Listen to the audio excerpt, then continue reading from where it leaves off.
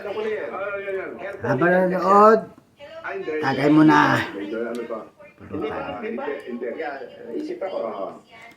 Handa. Nakahanda na po ang Pangulong Bongbong Marcos. Handa. Para sa... Handa. Meeting notice. Ano handa? Ano ba yan? Doon tayo kumain sa kanila sa Mindaan eh.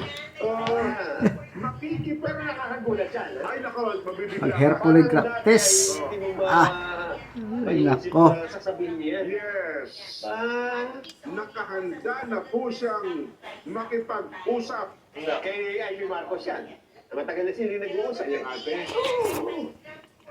Hindi pa. Hindi Mali na yan. Kay Nag-usap kay Bebe. Inday Sara. Parang yung ano. Para po sa kapakanan ng Kumusta na pala kanya.